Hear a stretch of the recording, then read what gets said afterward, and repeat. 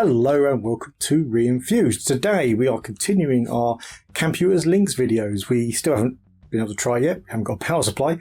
That will change in this episode though. We will absolutely, by the end of this, attempt to power that machine up. Yeah, so last time we tested out our test version of our new PSU. This video we've got another board through from PCBWay, and this will be more or less the final board. There's one more version of it, but it's not any big changes, it's just some movements of some components around. So we're putting that together, although I will probably start the video after I put most of that together, but then we will start testing it out, and then again, yeah, at the end of the video we will attempt to power on that Camputers Lynx.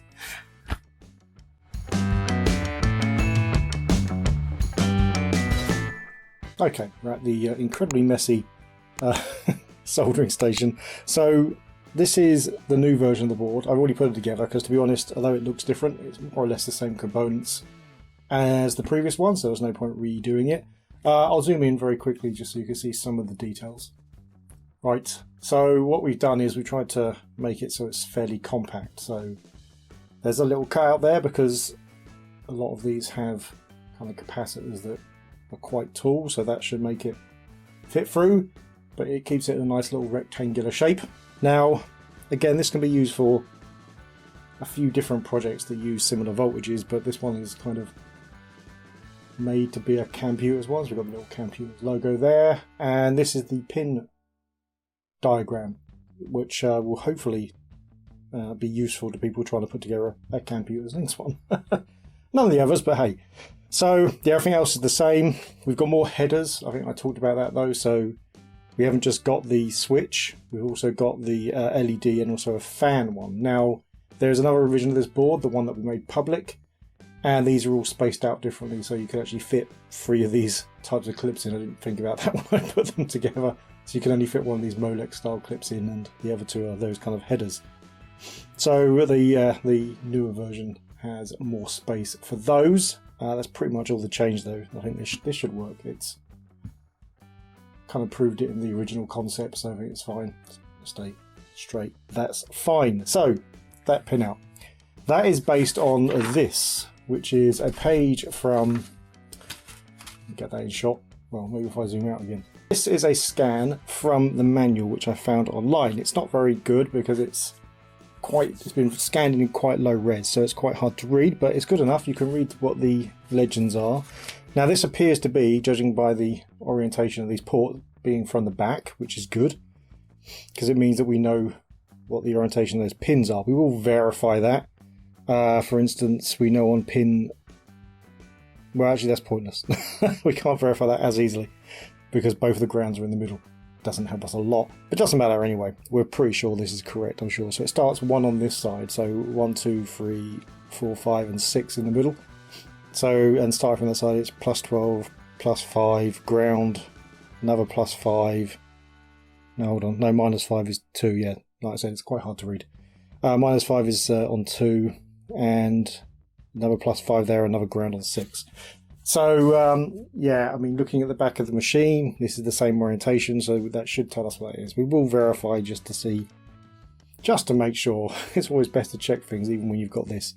So that, anyway, is the pinout that I have used to construct this. So the numbers on this, which you can just about see in the back of that thing, with the voltages on the other side, they match up to those numbers, and this obviously is that exact diagram, but in this form. On the newer board this is slightly bigger, but you can read it, you just have to use a magnifying glass. Kind of works actually, look at that. Right, it's a bit floaty, but you know what I mean. Anyway, yeah, so it'd be useful if you haven't got that diagram. Right, so I am obviously stalling on this one. Now everything has arrived, so we won't have a case. And a few components haven't arrived, but obviously the one component that has definitely arrived is the one that came from our sponsor, PCBWay. PCBWay is a fantastic way to get your PCBs made, as well as professional 3D printing and injection molding. They offer great prices and great results. Also, they are currently running a PCB design contest for beginners and enthusiasts with several different categories, so you're guaranteed to find something you're willing to put something into, and it's got some great prizes behind it. We only promote products we believe in, and PCBWay more than meets that criteria.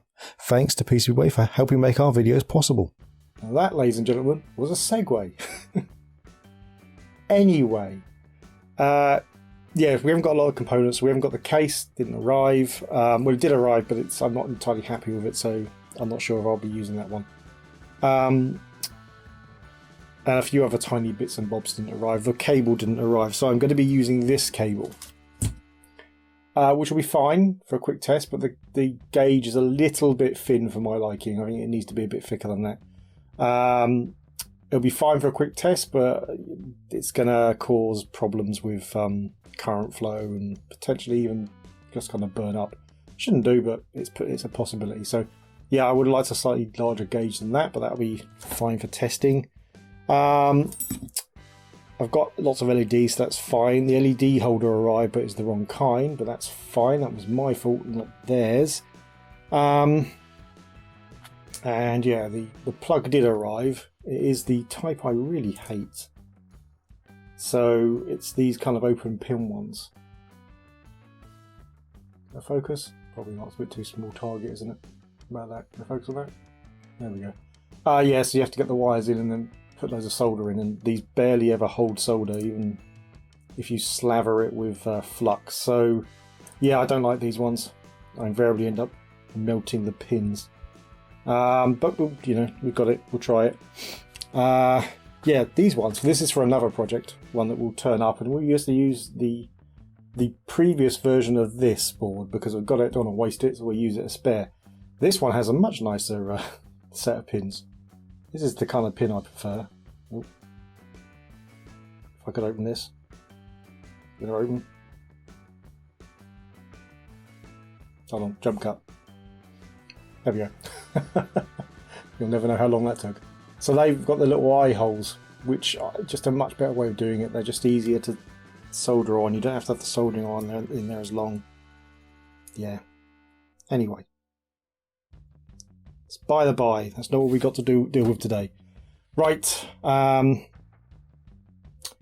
the first thing we got to do is obviously the wires. They've got this little header on here, so the wires from here need to go into a header block and then onto there. So basically this needs to be on a header block and then in there. So we need to set those up. And the same actually, I've got this, and I figure what I'll do with this is I'll do it very much like the old Mega Drive used to do, which is have a duplex connector that attaches to it, and that way obviously, and then just have it double-ended duplex connector, so it goes one and the other. So that's fine. Obviously we can tell which one of these is live because it's longer. You can just see that. So we know that's got to be on the plus voltage side, which I think is something I haven't actually put on this board, which is bad. If I haven't fixed that in the newest version, I don't remember if I have or not, I will fix it later. But anyway, we need to do these. I hate doing these. I'm probably stalling a little bit because of that. There we go, we've got a bunch of blocks. And a bunch of header pins. Now you can do these header pins using a special tool. I'll be honest, I have never successfully used one. I never seem to get them to work right. So I just use pliers now. Works quite well. So all we do is we just need to break some of these off. So we need 6. And we need one of those. So we just need to attach these wires in an order that makes sense. So what we have here is we have a yellow and a red, a brown, black. That's my eyesight going. It's a black. That's definitely black. White, blue, and green. So if we say that the plus 5 volts are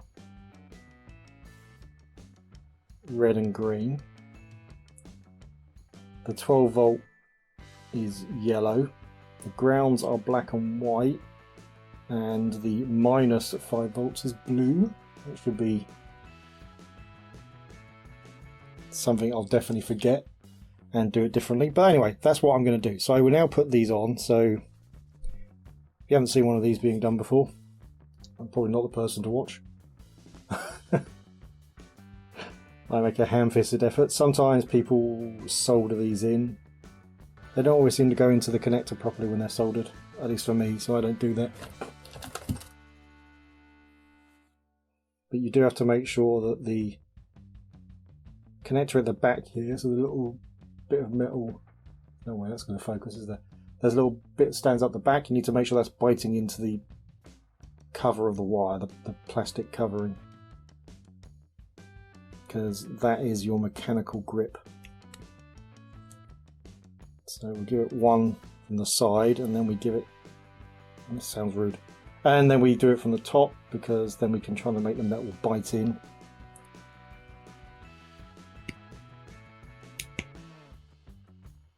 If we make the metal bite into it, then it's got a good grip on it.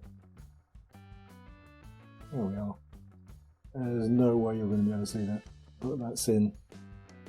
And once that's in, we can crush this middle one together.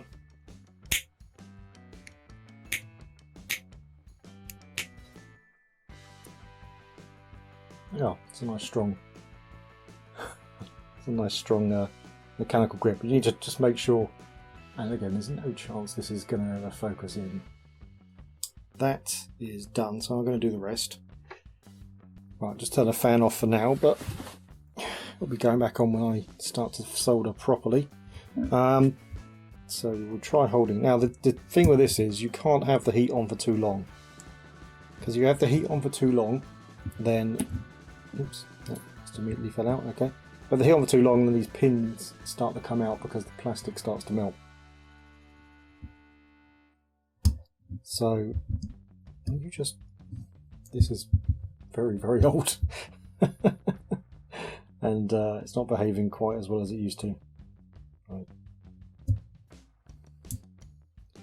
So the way I've always done it is I've given it a splash of solder first, and then just solder one in. Now obviously the way that so we can look at our diagram that way, there we go. And the way this is aligned, it means that we'll be plugging them straight into these wires at the back. So this will be the same orientation as those pins there. Oh, swig of tea.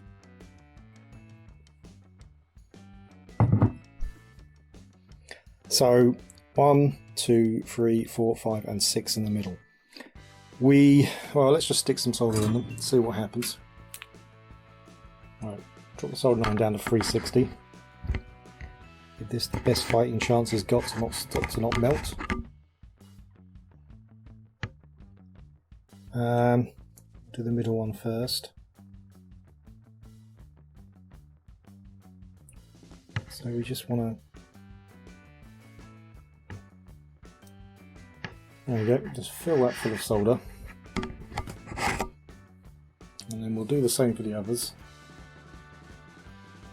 And then we'll try actually putting some wires in.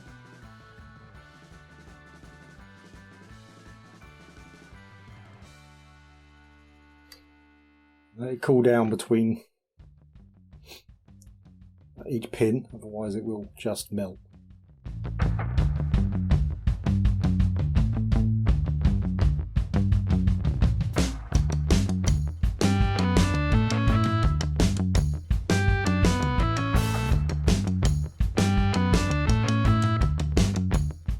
Well, the one thing I'll give these connectors is consistency. That was equally as frustrating as every other time I've done it. You're probably also asking yourselves, well, aren't those wires a little bit exposed? Yeah, the answer is definitely correct, because, you know, we're about to attach metal outside casing and stuff, and we don't want to touch each other either. But the second question is, do I care? And the answer to that is no. Yeah, this was annoying. I will have to redo it, but I'm going to have to redo it anyway when I get a better cable anyway. So we're just going to put this together and hope for the best. I can probably wind some tape through it and things like that, but we'll put it together. We need to achieve it works anyway, so it's fine. So, I mean, the next thing to do, of course, is test continuity between this and this to make sure they're correct. I think we'll put it in the case first just to make sure it's still good after we do that. And at the very least, that's basically in the same shape as it started, so that's good. Right, I'll put this back in its case and then we'll come back. The first thing to try is to make sure we don't have anything grounding out. It shouldn't be, so if we touch that against the shield, we had something there, hold on. We had a ground there. No? No, we didn't, okay. So now we make sure each pair doesn't ground.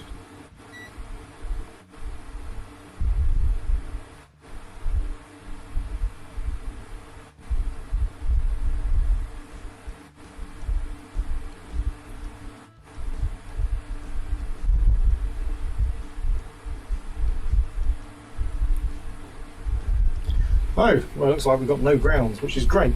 So, finally, let's make sure these are correct. So, we get this into the correct orientation. Yeah, I'm missing one of the arms of my helping hands.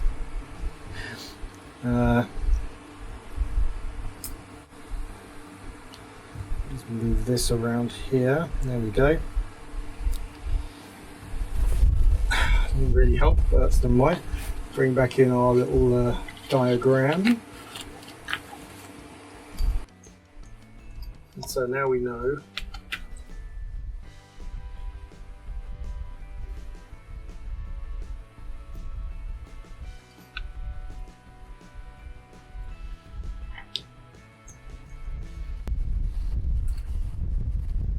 and our board as well. We have our voltages as defined on there. So yellow is the first one, so we know that yellow is our 12 volt line, which should be on pin 1. So yellow and pin 1. We apparently do not have continuity. Because it's the other way around. Right, pin 1's over here. Got that. Pin 1, and the next one will be pin 2, and then pin 3. I'm leaving it connected to this one when I move, just to make sure. Hello.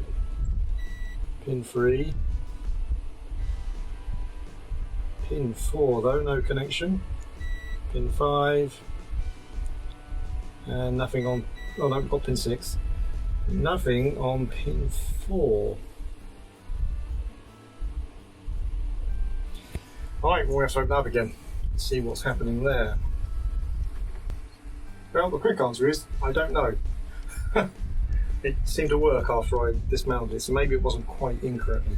We're going to start again, so 1, 2, 3, 4, 5, 6.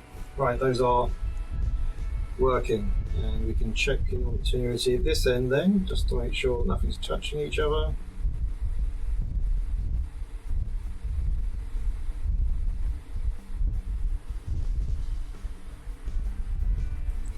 No, and the shielding.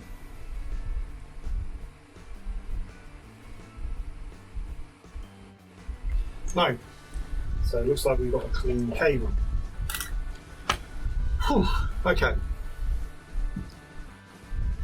We will of course verify the voltages before we actually plug it into anything, but that means we can now plug this into here. Not that way though, because that would be wrong. There we are. Blue wire did not pop out even though that's with it. Okay, we've got this giant switch here, which is probably a little bit heavy duty for what we've got this connected to. But that should, you can make it light up as well if you pass in the ground and the voltage. Never tried it before. It does tell you how to do it on the side.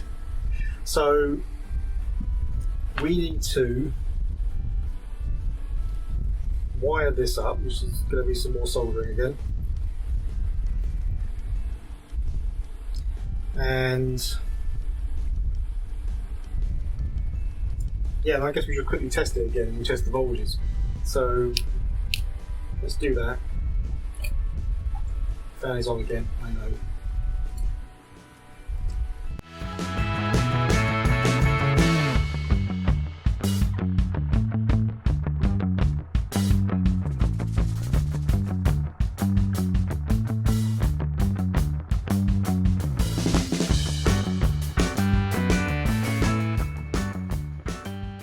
So there we go. What we've done is we've connected the LED using a plug and the switch using a plug. So we've got this switch connected up. So what we need to do now is, I guess, test if the LED and switch work, although they're pretty simple, so can't see that being a problem. But then also, of course, check our voltages there. That's the more important part. Oh, there we go. So set this to DC voltage. Now we try to keep our hands steady while we do these without bridging anything. So it's currently off, so these should be basically 0 or nearabouts.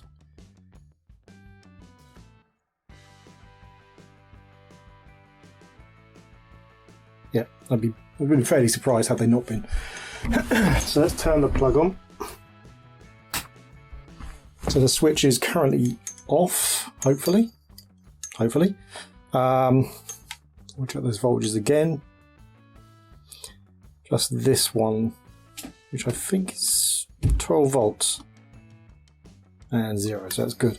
So we turn this switch on, hopefully this light will come on. And it did. Can you see that? It's another nice purple. So now if we check this, so ground against hopefully 12 volts.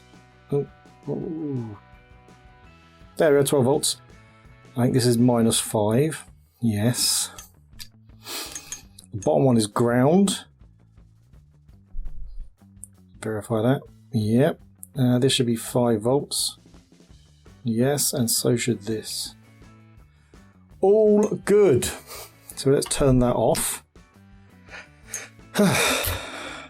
Well, we've come to that time where we have to actually try the machine out. No idea if this works, of course. Hadn't had a power supply. Yeah.